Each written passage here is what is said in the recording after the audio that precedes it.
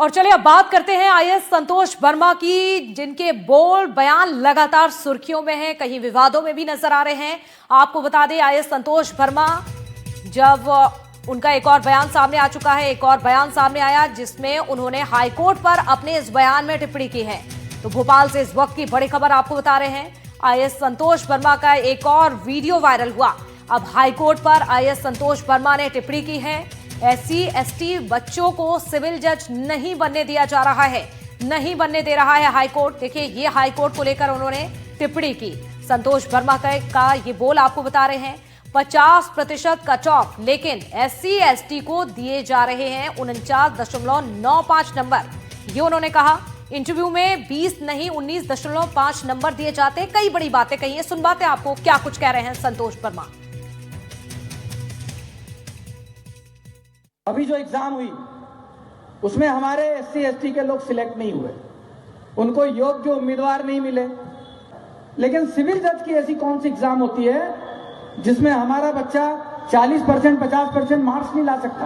आपने उसके लिए कट ऑफ मार्क्स रख दिया 50%, और आपने ये तय कर लिया कि हमको इसको 49.95 नंबर देना है, 50 नंबर नहीं देना है।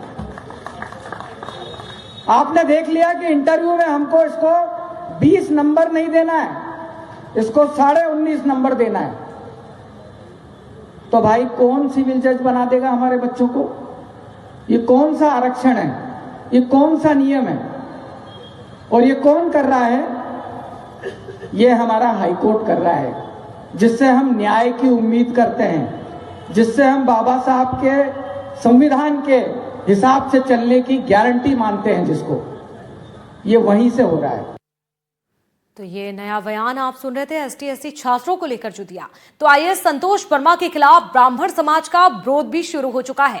65 ब्राह्मण संगठन एकजुट होकर प्रदर्शन कर रहे हैं। भोपाल में संगठनों ने मिलकर नारेबाजी भी की है। संतोष वर्मा को निलंबित करने की मांग की जा रही है। 14 दिसंबर को सीएम आवास का घेराव का ऐलान भी किया गया है। कल मंत्रालय पर एकत्रित होकर यहां पर शंखनाद किया जाएगा। तो देखिए अब संतोष वर्मा का विरोध शुरू।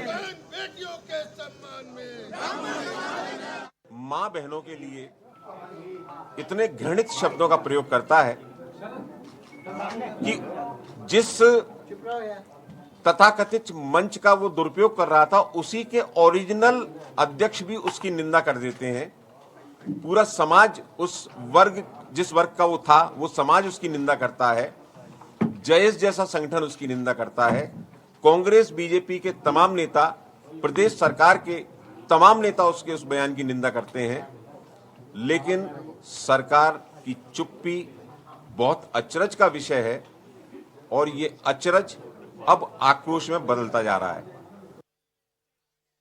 तो देखिए संतोष वर्मा का कोई पहला बयान नहीं है। इससे पहले भी आईएएस संतोष वर्मा ने कई बयान दिए थे। रिपोर्ट में दिखाते हैं आपको। कितने संतोष वर्मा को तुम मारोगे? कितने संतोष वर्मा को तुम जलाओगे? अब हर घर से एक संतोष वर्मा मिलेगा। ये है आईएएस संतोष वर्मा, मध्य प्रदेश अनुसूचित जाति जनजाति अधिकारी कर्मचारी संघ यानी अजाक्स के अध्यक्ष। बीते दिनों अपने विवादित बयान को लेकर चर्चा में आए थे, फिर एक बार अपने विवादित बयान को लेकर सुर्खियों में हैं। पहले आपको संतोष वर्मा का ताजा विवादित बयान सुना देते हैं। जो हमारे चंद्रशेखर रावण जी हैं, बहुत अच्छे समाज सेवी है और समाज के लिए बहुत लड़ रहे हैं। उन्होंने कहा कि बोले कितने संतोष वर्मा को तुम मारोगे, कितने संतोष वर्मा को तुम जलाओगे, कितने संतोष वर्मा को तुम निकल जाओगे। अब हर घर से एक संतोष वर्मा निकलेगा,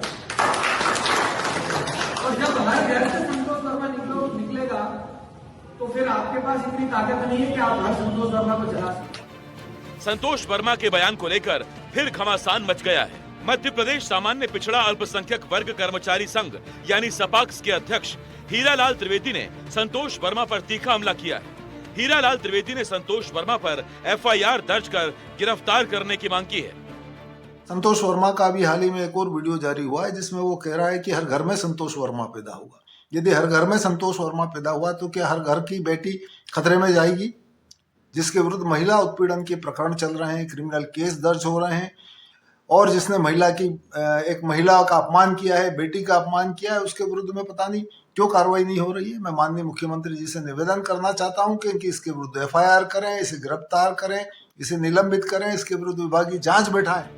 ये पहली बार नहीं है कि संतोष वर्मा ने इस तरह का बयान दिया है। इससे पहले 23 नवंबर को भी संतोष वर्मा का विवादित बयान सामने आया था, जिसका न सिर्फ एमपी बल्कि देश भर में विरोध हुआ था। एक परिवार में एक व्यक्ति को आरक्षण मिलना चाहिए, जब तक कि मेरे बेटे को कोई ब्राह्मण अपनी बेटी दान नहीं करते या उससे उसका संबंध नहीं बनाते। केवल आर्थिक आधार की अगर बात है। संतोष वर्मा के इस बयान के खिलाफ देश भर में विरोध प्रदर्शन हुए थे। मध्य प्रदेश के सामान्य प्रशासन विभाग ने संतोष वर्मा को कारण बताओ नोटिस जारी किया था।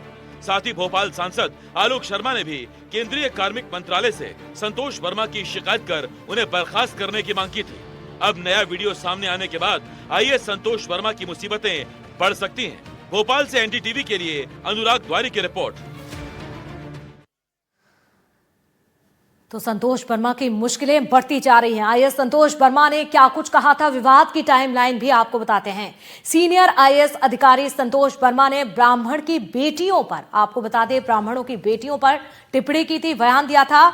उन्होंने इस दौरान कहा था कि देश में आरक्षण तब तक जारी रहना चाहिए जब तक मेरे बेटे को कोई ब्राह्मण अपनी बेटी दान में ना दे दे। ये बयान था। वीडियो सामने आने के बाद हिंदू संगठनों में जबरदस्त गुस्सा भी दिखा था, तो लोगों ने थाने का घेराव भी किया और आईएएस के खिलाफ एक्शन की मांग भी की।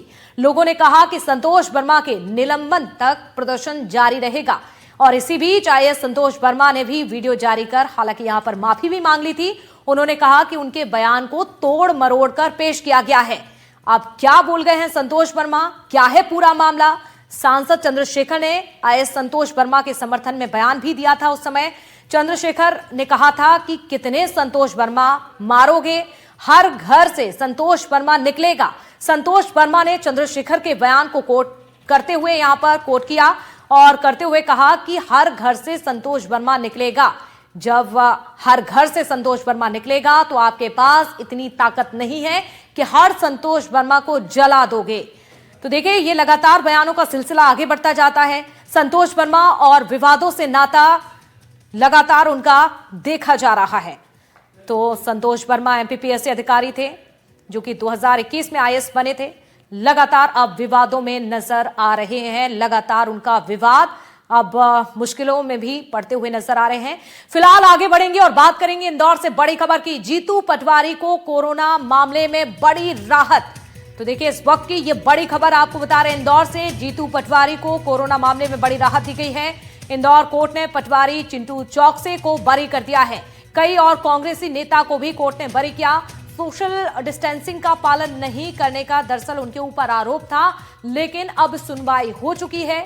महामारी के दौरान भीड़ एकत्रित करने का भी जीतू पटवारी के ऊपर गंभीर आरोप लगे थे। देखिए, मामला जिस तरह से पुलिस तक जा पहुंचा था, केस बन चुका था ये पूरा मामला, जिस तरह से जीतू पटवारी पर गंभीर आरोप लगे थे। कोरोना नियमों का पालन नहीं किया जा रहा था, जीतू पटवारी के ऊपर ये गंभीर आरोप लगे थे। हालांकि इस पूरे मामले में अब बड़ी राहत जीतू पटवारी को मिलती हुई नजर आ रही है। दरअसल इंदौर कोर्ट ने पटवारी और चिंटू चौकसे को बरी कर दिया है। कई और कांग्रेसी नेता बताए जा रहे हैं कोर्ट ने बरी किया। इस वक्त की इंदौर से बड़ी खबर आपको बता रहे हैं। तो जिस तरह से कोरोना महामारी के दौरान जीतू पटवारी के ऊपर गंभीर आरोप लगे थे, भीड़ इकट्ठा करने के आरोप लगे थे, इसके साथ ही गाइडलाइन का पालन नहीं किया जा रहा था कांग्रेस नेताओं की ओर से, और इसी लिस्ट में एक नाम था जीतू पटवारी का, जिसके बाद ये मामला थाने तक जा पहुंचा और मामला कोर्ट में लंबित चल रहा था। लेकिन अब कोर्ट ने सुनवाई की है, फैसला सुनाया है, जीतू पटवारी को बरी कर दिया गया। इस वक्त की